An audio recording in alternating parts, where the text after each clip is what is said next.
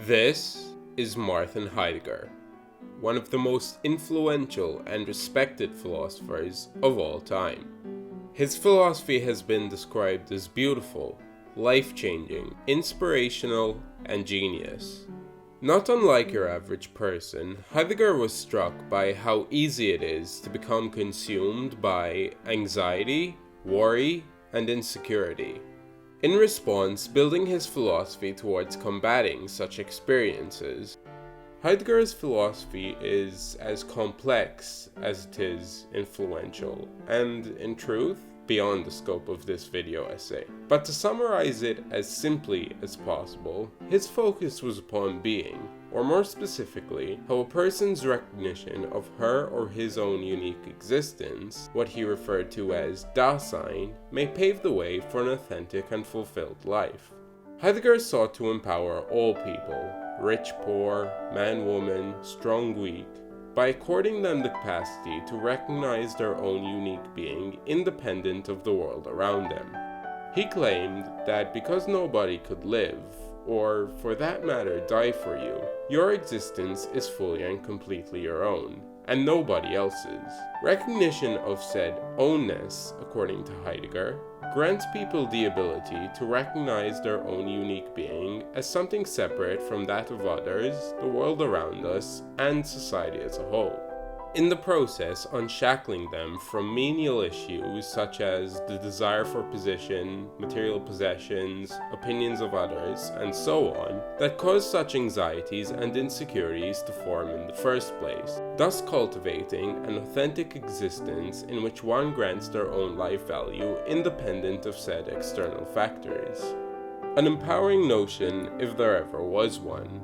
Yet, inspirational as his philosophy may be, there still remains a dark cloud that follows Heidegger's name whenever it is mentioned. Heidegger was a member of Hitler's Nazi party, and though his legitimate belief in the cause is highly disputed, what is clear is his having benefited greatly from this affiliation, rising to the prestigious position of the University of Freiburg's rector, having replaced Edmund Husserl, his former mentor no less, whose ousting from the position was strictly due to him being Jewish. Now, some people may be questioning the relevance of such issues to a video assessing the quality of Heidegger's philosophy, proclaiming that regardless of the potential shortcomings of Heidegger the man, Heidegger the philosopher remains an undisputed great. His philosophy no less devalued than, say, Wagner's music, who, in this case, was a more overt anti-Semite. But before jumping to any conclusions, I would like to pose the following question. What is it, if anything, that separates philosophy from music, or any other discipline for that matter? A question which, to answer, we would have to travel thousands of years back in time to the era of ancient Greece. The ancient Greek philosopher Socrates is widely accepted to be the father of modern Western philosophy. But what many people are unaware of is that philosophy in ancient Greece predates even Socrates himself, with records highlighting scholars such as Thales, Heraclitus, and Pythagoras to have written a number of years prior to Socrates' rise to prominence. So, in light of this, what is it that distinguishes Socrates from his predecessors? Well, whereas pre-Socratic philosophers were strictly concerned with the nature and origin of the physical world, matters that hold no bearing upon one's life, Socrates was concerned with ethics and its application within everyday life. To be clear, ethics in ancient Greece held a different significance than it does today. So no, Socrates did not go around the streets of ancient Athens discussing test tube babies, euthanasia, or Donald Trump. Instead, Socrates' interest was upon the question of the good life. That is, what does it mean to be a good person leading a good life? To Socrates, philosophy was neither an academic nor a literary endeavor. So much so, in fact, that he never even wrote a thing.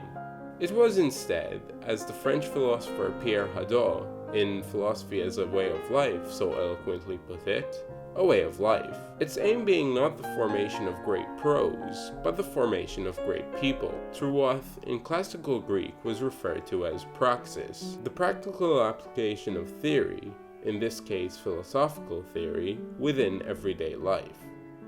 One cannot even begin to properly emphasize the significance of this paradigm shift and the shadow of influence that it cast upon thousands of years of philosophy.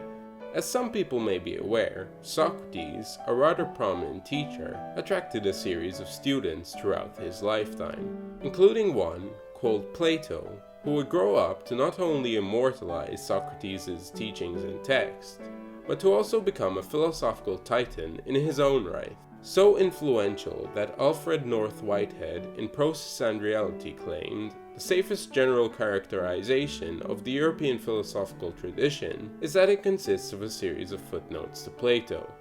A true disciple to his mentor, Plato would, like Socrates, preoccupy himself not with philosophical prose, which he was nonetheless rather good at, but with ethics and how the philosopher may put her or his teachings into practice within everyday life.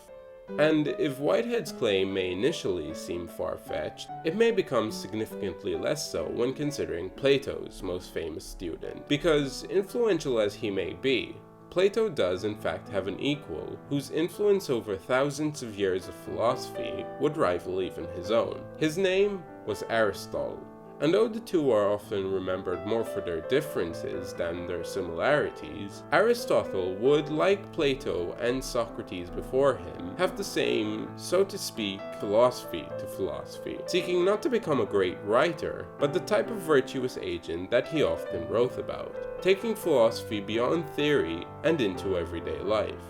And so, through the combined influences of Socrates, Plato, and Aristotle, Western philosophy would, in its early days, develop not into an academic study, but an approach to life itself, embodied by the philosophers in their life and actions rather than in their work alone.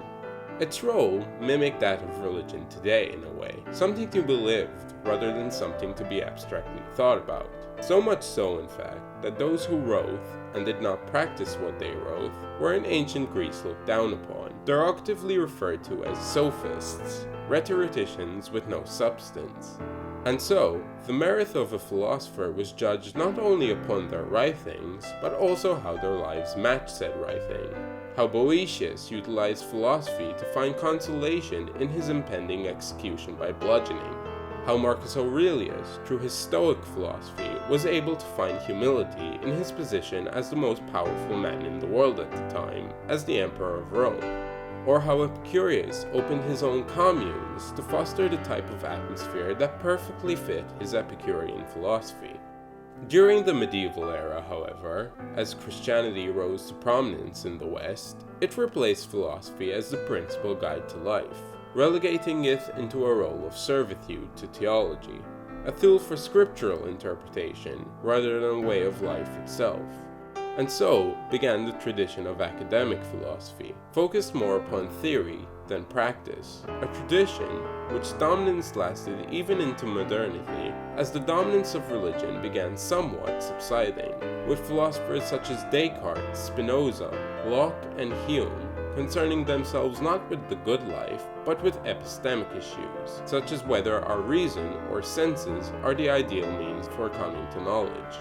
And though the influences of Socrates, Plato, and Aristotle did remain omnipresent during said eras, albeit more on an academic rather than a pragmatic level, it was only after the secularization of Western society in the contemporary period that the concept of the good life truly came back into prominence, with philosophers such as Kierkegaard, Schopenhauer, the later Wittgenstein, and many others, including Heidegger himself, focusing upon such issues. And this brings us back to our original question: what is it that distinguishes philosophy from other disciplines?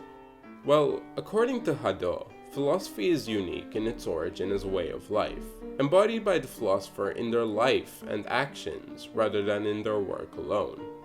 And here is where Heidegger's moral issues may begin to somewhat demerit his philosophy. For regardless as to whether he was a legitimate Nazi or just playing the role for personal gain, his actions were indubitably in no way, shape, or form congruent with his philosophy, that advocated for people to transcend societal norms such as race, power and the desire for position in the path towards authenticity.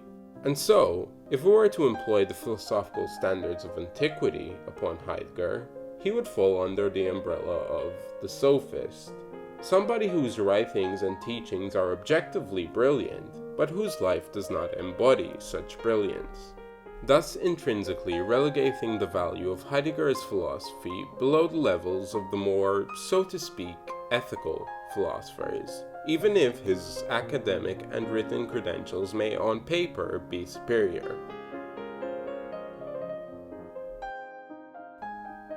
Now, though this idea of the philosopher is an interesting one, it must be admitted that, well, it's a rather high standard to live up to. After all, nobody's perfect. Indeed, some of the fathers of said ideas are far from saints themselves. Aristotle having advocated for slavery, Plato excusing political violence, and more examples of the sort. Furthermore, to be fair to Heidegger, it does seem as if he did eventually come to very legitimately regret his past in his senior years, with even the primary contemporary advocate for philosophy as a way of life, the Jewish Hadot, having ultimately forgiven him and naming him as a philosopher that he greatly admired. But then again, the scope of this video essay is not necessarily to question Heidegger alone, but any philosopher with questionable ethics. So what do you think? Should incongruencies between a philosopher's philosophy and their life disqualify them from the list of the greats? Or should we draw a complete line of difference between the philosopher and the philosophy? I'd really like to know what you think in the comments below. So please feel free to add in your 2 cents. And also, like and subscribe, of course. Thanks for watching.